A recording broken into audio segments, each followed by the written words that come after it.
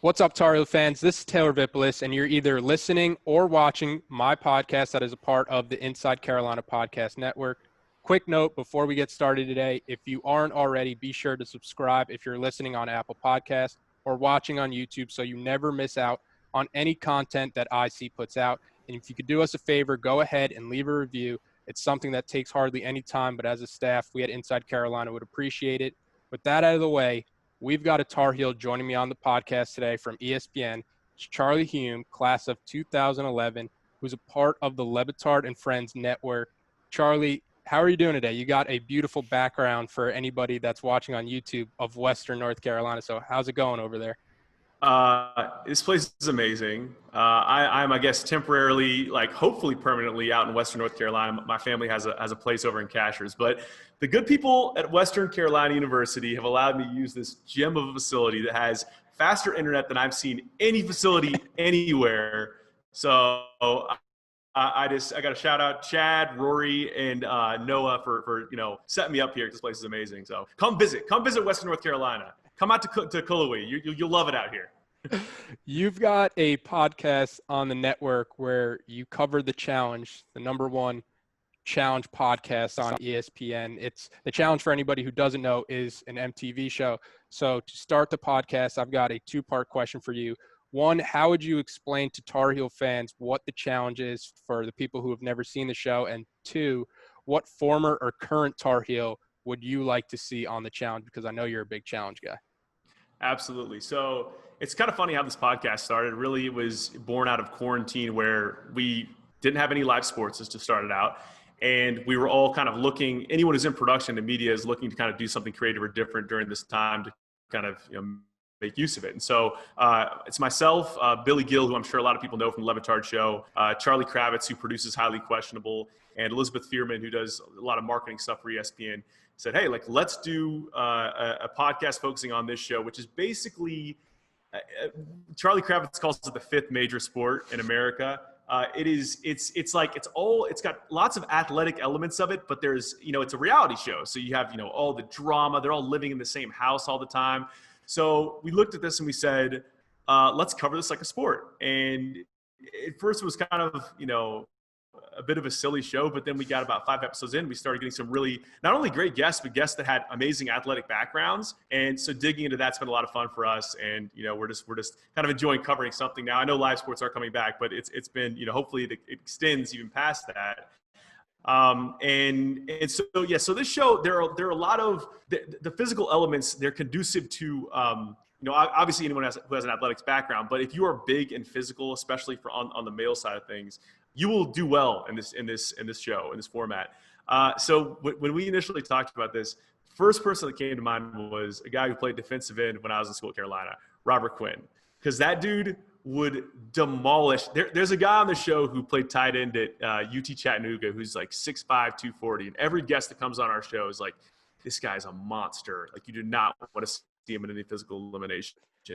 Like, Robert Quinn would destroy this guy. Because, I mean, anyone who watched him play knows, like, what a unique type of athlete he was. Not only, like, I had the chance to meet him a couple times in person, and I was just so struck by what a massive human being he was, but also how lean he was. And so, like, he's just speed, power, everything. One of the things they do on the challenge is something called a hall brawl, which is basically like an Oklahoma drill, where they put up these fiberglass hallways, and there are bells at either end of this little hallway. And you got to run through your opponent to get to the bell and ring it first to win. Robert Quinn would have a field day doing that in the challenge. So I nominate him. That's who I would send in. I could just imagine from the days I used to watch the challenge, the clip of CT where he's carrying bananas like a backpack, like Robert Quinn just dragging somebody along. But my answer for whenever I think of stuff like this, it's always former Tar Heel linebacker Shaquille Rashad. I just think he's a guy who was born for a reality TV show. Like, when you think of the athleticism, obviously, that comes with the challenge, but also you have to have a certain charisma, like a guy like Bananas, where, he's not afraid to ruffle some feathers. He knows when the cameras are on, when to ramp it up. So that's where my mind initially went with a guy like Shaquille Rashad. What do you think about that, Joyce? That's a good call. I think that's probably the part of it that I omitted. It's the lens through which our show kind of looks at the challenge, where it's like, who are the biggest and best athletes? So we're not really factoring in as much the psychological aspect of the game, the puzzle stuff like that. Not saying Rob Quinn wouldn't be good at that, but that's a good call for that reason. The CT backpack with bananas, Rob would have been amazing at that. There's also a great clip that you can find where they did a teammate game where it was like basically you were taking balls from one end across the middle, like a cross, and you're wearing a football helmet. And so one team's going, like there's just basically an intersection, and CT's got like a famous line there where he just blows up one of the guys and he goes like, choo choo. And so as soon as you mentioned this, I just like, man, Rob Quinn going across the middle there would have a field day. It would be amazing. Now I want it to happen. Now you are all over the Le Batard network on shows, whether it's the Mystery Crate with the Number One Challenge podcast, the Local Hour, you coming on talking about Animal Crossing, and even my favorite, Stupodity with Stu Gotts, where you interviewed Rory McIlroy and then Tom Brady right before he was getting ready for the match last month. So can you just kind of explain to people how you pulled that off, getting a guy like Rory and Tom Brady? Because I think that'll also go into your background and how you became a Tar Heel. Yeah, there's no real sugarcoating this. This is all thanks to my grandfather, who was, I hope I don't have the year wrong, I think it was a 1956 graduate of Carolina. Was in the business school there. His name's Sam Reeves, and just an amazing human being. I've just been so lucky to be around my entire life and just soak up the things that seem to just emanate from him. And he has made a lot of amazing relationships through golf, and Tom and Rory are two of them. And so I had the idea with golf coming back first, and I was thinking we're doing these other sort of shows, like we should do something centered around golf. And so knowing that my granddad had golf contacts, the first thing I pitched him was, hey, what do you think? Do you think we can get Dustin Johnson on for this thing? And he goes, I don't have a great relationship. Not that I don't have a great relationship with it, but I haven't talked to Dustin in a while. But like, how would Tom Brady and Rory McIlroy work? And I was like, yeah, we could probably build a show around that. We could probably do something with that. So I talked to Stu, and the interview with Tom was first, which was hilarious because literally it was my granddad and Tom coming off the golf course and holding a camera, and he gave us like 8 minutes. It was hilarious, and roasted Chris Cody for his background in his house, and then Rory was great. He sat with us for like maybe 25 minutes the next day through his own sort of Zoom call. But yeah, I thought it was. I really appreciate getting set up with those guys, but also it's fun to kind of talk to them about what relatable things that come out of quarantine. Like first thing we talked to Rory about was having a birthday in quarantine, and he had like a multiple Milk Bar cakes sent to him. And I love those portions of the shows where it's like we're all doing this relatable thing of being on Zoom and trying to figure out tech problems and talking about celebrating birthdays in quarantine. So those shows were fun for that reason. Yeah, I love everything that comes out on the Le Batard network because of how relatable either the content is or how relatable you guys all make the guests feel. And for fans of the Le Batard show, they might know you better by the nickname Old Money Charlie because of your grandfather. And Stu Gotts tells the story that you went to the Final Four to watch UNC play. You hopped on a PJ, a private jet, to see the Masters Sunday, and then you were back on the PJ to see UNC in the national championship for kind of like this ultimate sports weekend. And there's the old adage, believe half of what you see and none of what you hear. And for fans of the show, they know that's especially true when it comes to Stu Gotts. So what is the validity to his claim right there? Yeah, if it's believe half as a rule of thumb, it's maybe like believe 2% with Stu Gotts, right? He's exaggerated the story greatly, and I don't even. I think if I had to think back, because so I think the real timeline was we did a Final Four Carolina game, and this was the year they lost to Villanova. And I'm even forgetting now who they played in the Final Four, but they won that game, and then we went to see a Warriors game against the Blazers on Sunday night, and we went back to see the national championship against Villanova on Monday. And then the Masters was that weekend, the following weekend, Thursday through Sunday. And I think I did Thursday, Friday. I think there was maybe there's maybe a PJ involved in like one part of this trip. There was a lot of commercial. Like if it's on my budget, we're flying like cheapest seat I can get, right? Like not checking bags, that type of stuff. But yeah, and he had, he's like, he was courtside at the Final Four. He's like, no, we were in regular seats.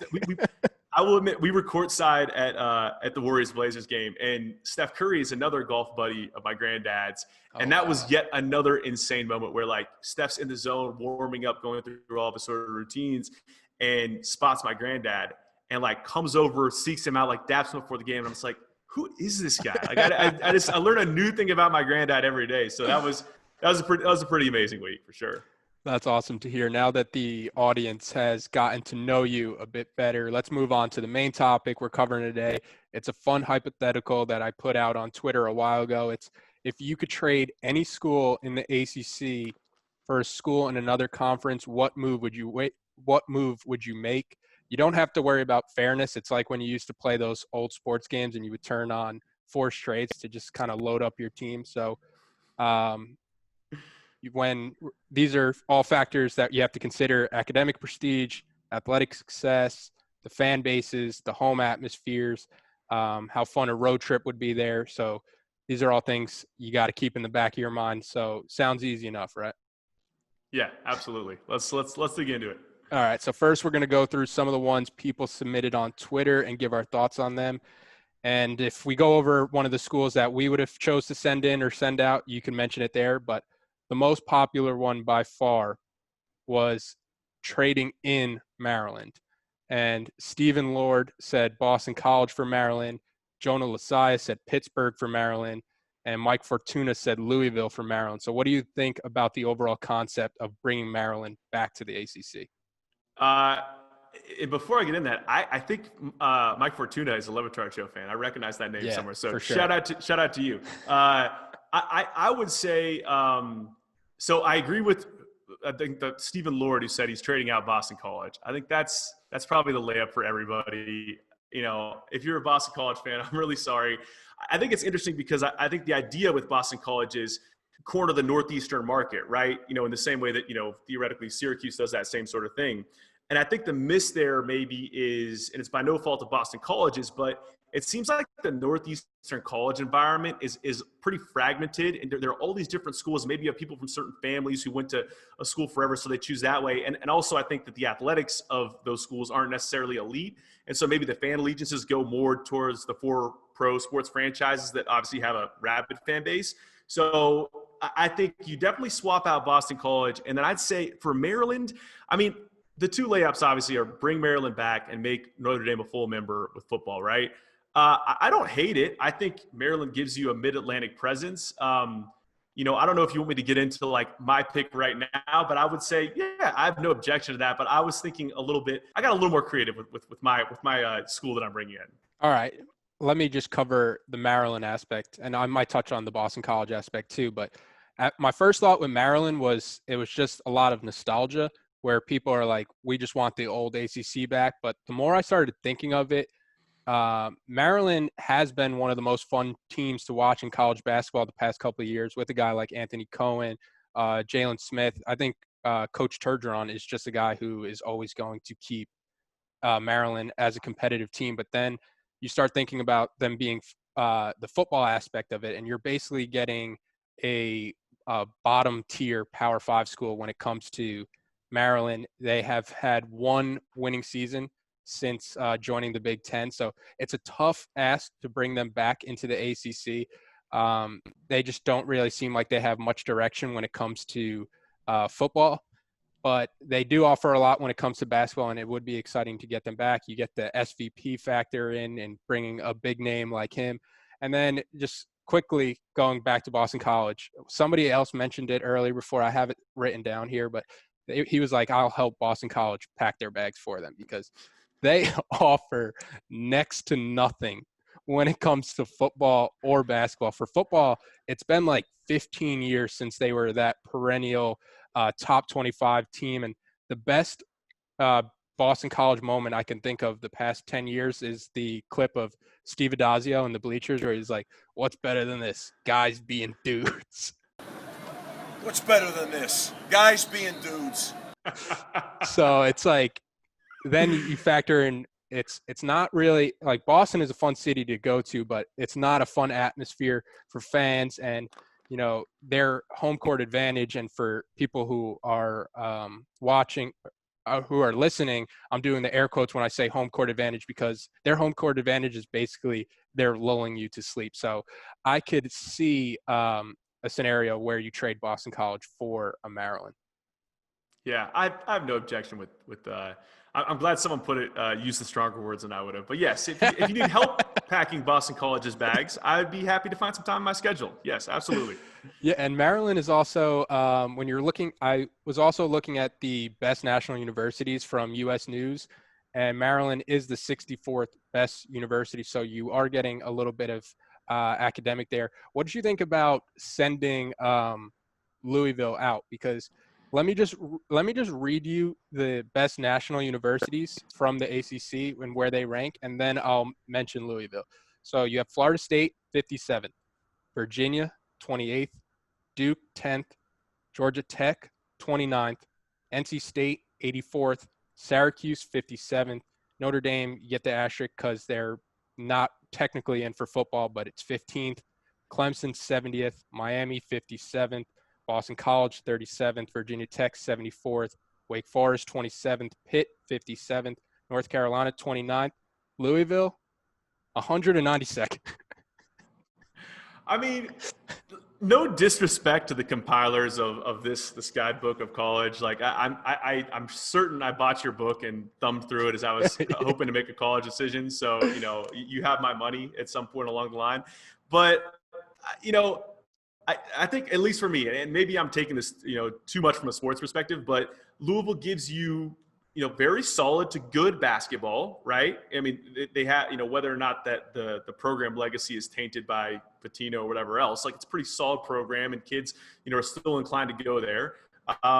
And I think from a football angle too, I mean, it's not, maybe not like a traditional powerhouse. We just saw Lamar Jackson there. And I think it's one of those schools where, I get, Kentucky maybe is the more kind of, I mean, literally the blue blood program in that state. But I think that that's a nice place to have a foothold. And I think that, okay, maybe the academics aren't great, but there's excitement there. There's excitement there from an athletics perspective. And I'm willing to let them, work on the academics if that's what we need to happen. Like, I will say it this way, like, I'd much rather to send 37th ranked Boston College on their way than 192nd ranked Louisville.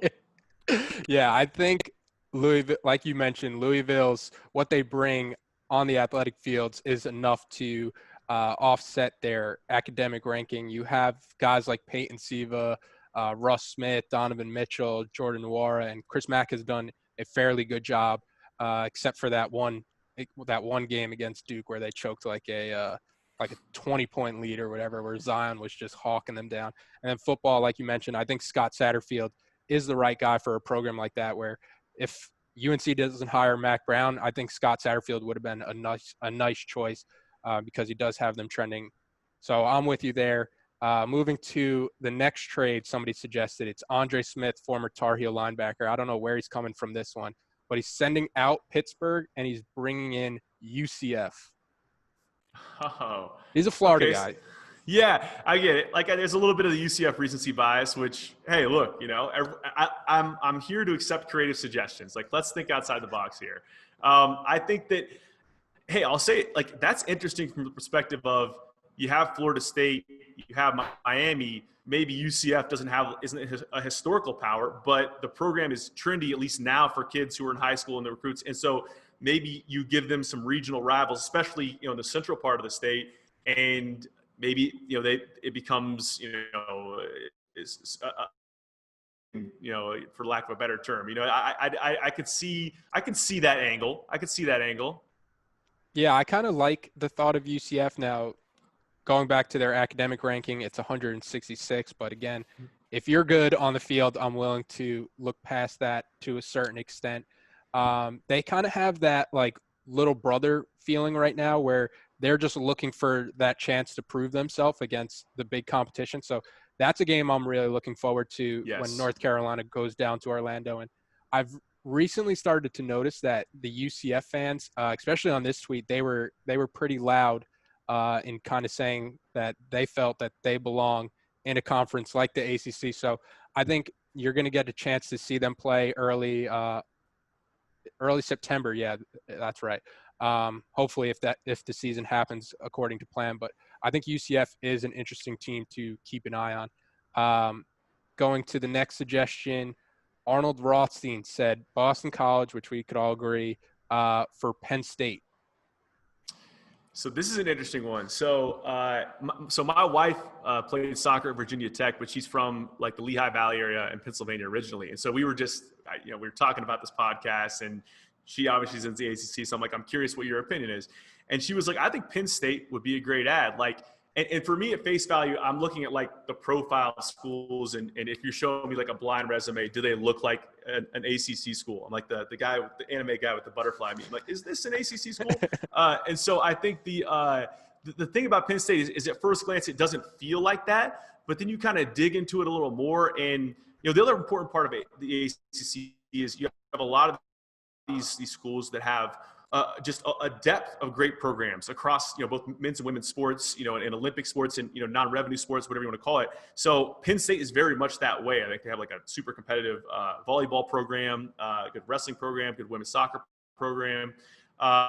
And they get dumped on in basketball like every year. They'd be the doormat of the ACC. But I think football, obviously, they'd be. And I think that it's an interesting pitch for a lot of schools that are conferences where there are other more traditional football powers in them. Not to say that Penn State is not one, but you bring them to the ACC where maybe they can truly dominate. Maybe that breathes life into their program a little bit because they've had a few down years. And that's a little teaser for the suggestion I'm going to ultimately give you. But I think I think Penn State is an intriguing fit. I kind of like that one. Yeah, I do like Penn State. Just going quickly off what you mentioned, James Franklin's done a pretty good job, but kind of looking for, like you had mentioned, that next step that they can take. And maybe it would be going to a conference like the ACC. And you look at their fans, they have one of the most passionate fan bases. Now, you could say they're kind of crazy or kind of almost cult-like with their following, but they are passionate. They pack their stadium every week. It would be a fun trip, even though it's cold. I'm kind of out on football games once it starts getting too cold, like sitting out there. But Penn State, when you're surrounded by 100,000 people, it's a good environment to go to a game. And basketball, they wouldn't be that Virginia, North Carolina, Duke type of program, but they're a team that's kind of trending in the right direction, I think. I'm pretty sure they were, before this season obviously got canceled, I think they were a team that was in the field. So Penn State would be an interesting choice, not my choice. But moving to the next the next person, Edgar Walker says Louisville for Navy. Louisville for Navy, that's interesting. I think this is the Edgar Walker I know. I think I know this. I'm going to text him because that is an insane suggestion. I've got no idea where he's going from. I mean, I don't know I don't really know how to approach that. I mean, I feel like Navy is, no disrespect to Navy, but I just feel like it's a different type of, like, is Navy's independent? Are they not? Yeah. Yeah, so I just don't. I think if you're a military institution, you kind of want to keep it that way. I don't know. I guess. Okay, if I'm trying to play devil's advocate for this suggestion, maybe what I'm saying is you lost to Maryland. You don't have a Mid-Atlantic presence as much as you used to. So Navy theoretically and Annapolis fills this, but that's about as far as I can take you on that one. Yeah, I think the reason why I wanted to bring this up is because we spent so long getting the triple option out of the ACC with Paul Johnson finally leaving Georgia Tech. I don't want to bring it back in. Like, I love Navy's coach, Ken Niamato-Loto, but right now the ACC is good without the option. Wouldn't you agree? I very much agree. Let's keep it modern in the ACC. We like it this way now. We just got our nice things. Don't take them away. So the next suggestion is from Brent Cotton, who says Boston College for Kentucky. Okay, so this is an intriguing one. You know what? I'm going to segue into my suggested school because it's just I can't do it. I can't respond to this prompt without doing so. Kentucky was actually the first place that I went because, to go back to what we were just talking about, you look at the profile of Kentucky, at least in those two major programs, say elite basketball school with a great history and, decent to sometimes good football program that, given the right set of circumstances, and the SEC certainly are not those set of circumstances, could grow, recruit, maybe even be a good football program. So that to me looks and feels like an ACC school. But then I thought more about it, and I'm like, do we really want to add more? Do we really just want to make this like an all-out basketball conference and say we're going to punt on elite football? And so that's what led me to Tennessee. I think Tennessee is the perfect fit. Maybe it's a little bit of the bias of being in Western North Carolina, being a nearby neighbor to Tennessee, but I think Tennessee is such a perfect fit for the ACC because we, in talking about Penn State, like, you have a program that used to be, proud and dominant, and they're trying to kind of rehabilitate it and maybe grow it back into what it could be. Tennessee's in the same. You take them into the ACC where it's theoretically less competitive from a football perspective, and they seemingly would be able to have an easier time recruiting against those schools, even if that's at the expense of Carolina, probably also Virginia Tech. But you could kind of get that program back to where it needs. Those kind of borderline losses or, become wins, and they are a top 10 program again. And then I think they do have a great spread of other sports that would fit well in a competitive environment with every other ACC school, including basketball. Like basketball, not on a Kentucky level, but certainly a respectable program that could contend for, whichever division they may be, the ACC, given, the right set of circumstances. So I like Kentucky. I really do. And they'd be like at the top of my short list, but in looking at those SEC schools, particularly the ones that are good at basketball, that's where my nod goes to Tennessee. Yeah, Tennessee is definitely an interesting one. It's one that Jason Spell tweeted. He said Wake Forest for Tennessee. So Tennessee, just off the top of my head, Tennessee was on my short list because of how fun a trip to Knoxville would be. Like you see the checkered, the orange and white in their end zones. It's just like one of those programs that you think of when you think of college football. And even though they're in the down years, they do have a good history with the program with guys like T. Martin and Peyton Manning, where the more you were talking about Tennessee, the more I was like, you know what, I can be kind of sold on Tennessee. And they've had pretty good basketball success the past couple of seasons where you can justify it. But let's move on to where I was going to say. Now, I'm going – I guess it's because I'm more of a football background, but I was going more football, and I was thinking of, where I would have fun on a game, who brings a good fan base, who has academic prestige, and I'm going the same one as L. Patterson 3, Boston College for Georgia. What do you think about Georgia? I mean, yeah. I mean, like, let's make it Alabama while we're at it. Like, yeah. I mean, I guess maybe I was too realistic. I thought, my Tennessee, but I mean, Georgia, absolutely. Are you kidding me? And I think that the ball school too, like not definitely not like consistent success, but they popped up in the tournament here and there. And the football would be, I mean, yeah, road trips to Athens, be unreal. I'm here for it. Have you ever been to Athens? Because I've always heard it's like Chapel Hill, but just in Georgia. I've never been. I had a kind of like a second cousin that went, and I'm sick. I never visited. But I tell you what, if you make this conference swap happen, I'm with you on the road trip. You I got to ask me twice. But I mean, yeah, I think that's and kind of what you're back on the Tennessee thing a bit with what you were saying about the road trips to Knoxville be incredible. And like even without conference alignment, like why not do a little home and home? Yeah. Given the current state of our program and the current state of theirs, that seems to make almost too much sense. I guess the only thing you'd say is if you have a tough schedule, especially with Tennessee and the SEC, you don't want to make it any tougher. But I would love this, whether or not we can lure Tennessee over. Both those games would be amazing as non-conference games, as well. Sticking to the SEC, so we've talked Georgia, we've talked Tennessee, we've talked Kentucky. What about Boston College for South Carolina? That's what Thrifty Heel says.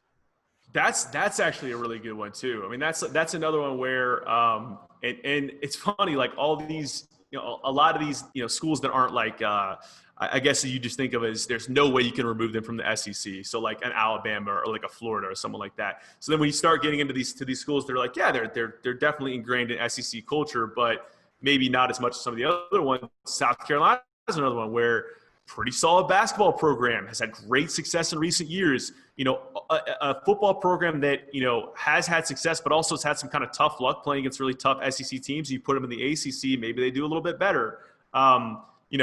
I loved the opener we played. I mean, I loved it because we won, because we launched Sam Howell's amazing career. But I mean, that's a fun game. Like that's, and it's two fan bases that kind of like to get after each other a little bit. So that's another great suggestion. Yeah, I love Frank Martin over there at South Carolina basketball. And then, like you mentioned, South Carolina football. It just feels like North Carolina and South Carolina should just play every year.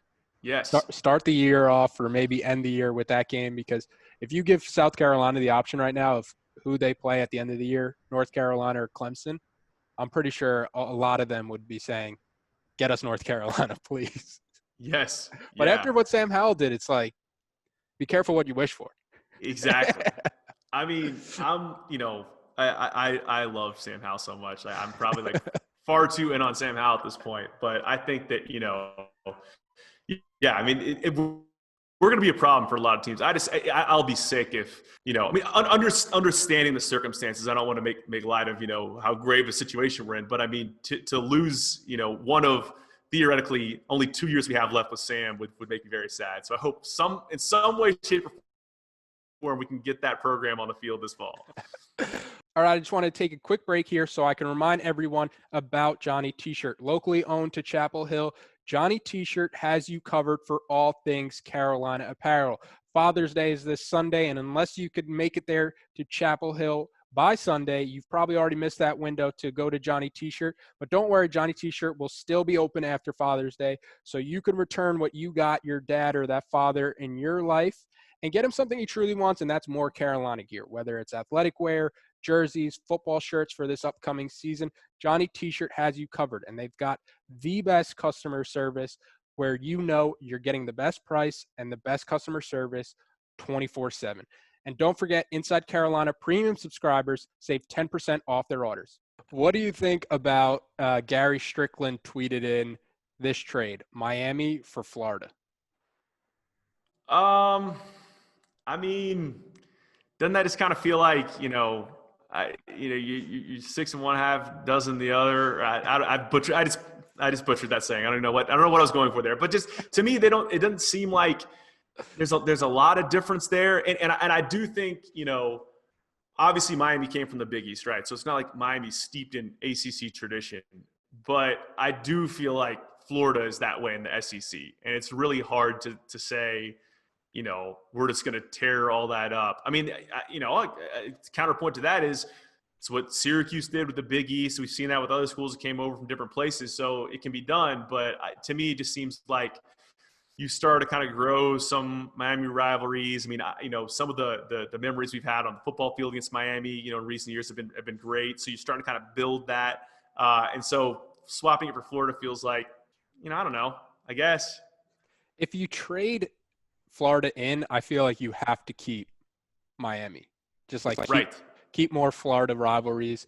And then like you mentioned, Miami, I get why like UNC fans might not like Miami. It's because every year they come in, every year the media is telling you this is the year Miami's going to figure out how to win the Coastal. And then every year come December, they are kind of the laughing stock among college football. And you spent some time in Miami and you were around a lot of Miami fans. Is there any fan base that the perception versus reality of their team is further off than the Miami fan base?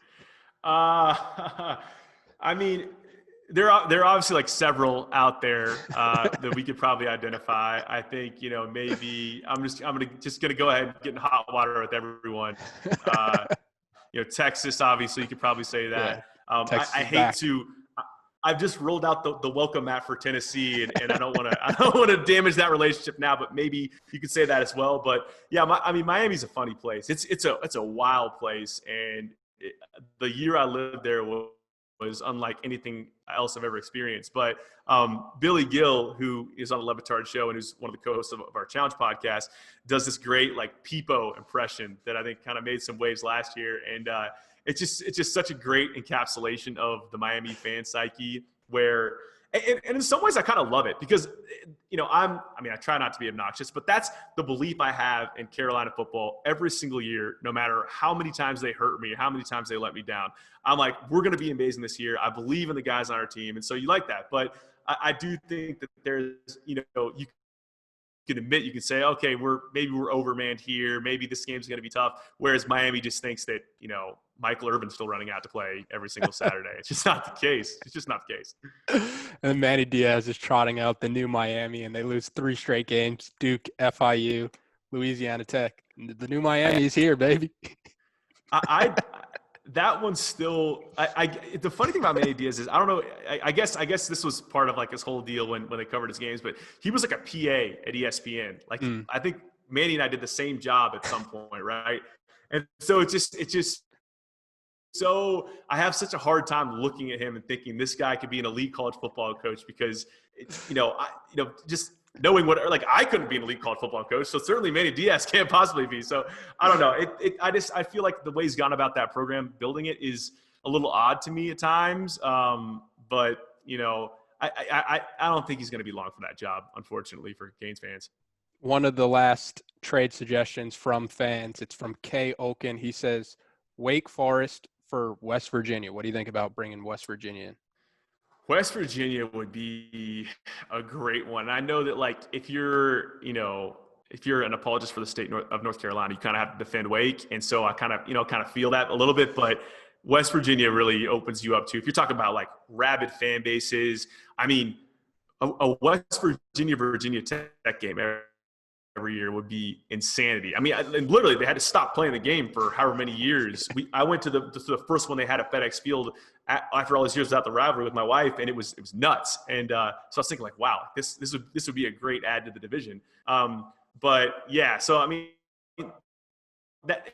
And then, I'm sure that just having another school in that Virginia area, if you're talking about geographically creating rivalries, and then even, further out, if you were adding, I guess you can't add West Virginia and Tennessee, but just that whole kind of moving away from the coast a little bit and doing some rivalries there, that would be a great add for that. But yeah, I think that's a solid suggestion as well. West Virginia was my initial choice. Then I started kind of thinking about it more, and they're the 228th school for the best university. So if some people have a problem with bringing Louisville, they're going to raise fits for bringing in West Virginia. But they do have everything, like you mentioned, a basketball and football program that should be close to top 25. Coach Huggins is probably one of my favorite college basketball coaches. But, yeah, the academic part, this might be where I kind of draw the line. This is it. This is the spot. I was going to say, I love like the integrity that you brought to this list where you're like, I'm committed to staying aligned with the best colleges list. I tell you what, we're going to hire a bunch of tutors, Taylor. We're going to just invest a ton of money. We're going to bring these schools in. We're going to build up their academic departments, and it's all going to work out. And this grand realignment vision we have. Yeah. West Virginia is where I unfortunately had to draw the line, or that would have been my pick, 227th or higher, and you could join the conference for me, but sorry to West Virginia. Hate to see it, West Virginia. This is one that a lot of people suggested. Who they were trading out always varied, but a lot of people said to trade out NC State. Now, is that just Carolina fans just kind of wanting NC State fans out? Because I don't think that's something that a lot of Carolina fans would realistically do because they enjoy too much the dominance in the rivalry. That's it. I mean, that's literally it. I think that's what kind of fans and rivalries fail to remember sometimes is you don't have the rivalry without the other side. And so I should just full disclosure here. So my mother went to Duke. My grandmother went to Duke. So my perspective of Duke is maybe different from someone who grew up in a family of all Carolina fans. They grew up hating Duke their entire life. But to me, I look at Duke and I say, of course, I hate them. Of course, I want them to lose. But at the same time, like, I have a begrudging respect in a school like that because we're like the yin and the yang. Like we can't exist without the other one. And now I don't feel that about NC State, and I love that they're sort of the stepchild of sorts that we could kind of pick on. But at the same time, I think every rivalry is different in nature. That's what makes them so fun and unique, and what gets people so interested in them. And I think the NC State rivalry it's almost like less respectful and more of just like, we just want to bludgeon you every single year and dismantle your program. And I think if you ship NC State off, it's almost like the Maryland thing in some ways, where Maryland got so tired of the alleged Carolina Duke bias, and they wanted to pack their bags and leave. And then you kind of forget like how much you enjoyed that animosity. Yeah. I want that. I like having State around so we can beat up on them all the time. Yeah, I definitely am agreeing with you there. It's something from when I was a player, I wouldn't trade those games against NC State for anything. I know the fan base is going to say and kind of flex their muscles on Twitter saying that they don't want them there or they want to replace them with a school like UNC Greensboro. But right now, for where this rivalry is, with Roy Williams basically winning, 30-something of the past like 40 games, it's something that I know UNC fans wouldn't really give up if given the chance. And the last suggestion I want to give you before letting you get out of here is, now this one, it's the basketball only route, but would you consider bringing in Villanova, and you get the Villanova UNC game every year, the Villanova Duke game every year, Villanova Virginia every year, but at the same time you have no football because they're a Division I AA team? That's intriguing, and it's I think a lot of this stuff is it's kind of interesting to like put yourself in the mind of like the ACC commissioner, like how you're going to build this thing out, what it's going to constitute, where you're going to get value out of your TV contracts. So if you said, hey, we're good on football, we're as good as we're going to get, let's really try to even further bolster the basketball side. I love the argument, and it's also probably it aligns with the Penn State suggestion in terms of the market you're targeting. But you said a lot of what it is, where it's just it's a basketball only move. I'd be intrigued to see what that rivalry would feel like, because I think you can kind of guess or assume what it would be like if you brought like a Georgia or Tennessee or West Virginia in. You kind of know the fan base, how it'd be. I think it would be interesting to see how a rivalry would develop with a Carolina and a Villanova or a Duke, because they're different places. Although I guess theoretically Duke and Villanova are the same places in terms of your fan base. So that's an intriguing one. I kind of like that thought. That's a unique angle. The tough part for the UNC side of this is if you bring a team like Villanova in and you're engaging more with their fan bases, they always have the ultimate trump card against you, 2016, unless you play again in the national championship and you're able to beat them. So I think that's one aspect that you have to consider if you're Carolina is, do you really want to start interacting with Villanova fans more? But it gives you a little more juice, right? Because okay, yeah, you're on lower footing, but I think rather than just bringing it to school where you're like whatever, I guess it takes some time to build it up. They're coming in and there's already a bullseye on both of our backs going both ways. So I like it. I'm intrigued. The more we talk about it, the more I'm warming up on it. But that's all I got for you, Charlie, today. Thanks again for getting on here today. I had fun talking with you. I like this chemistry between us. I think this is something that we might have to try out more often as I get more topics in my head. I love it. I mean, as long as they'll let me continue to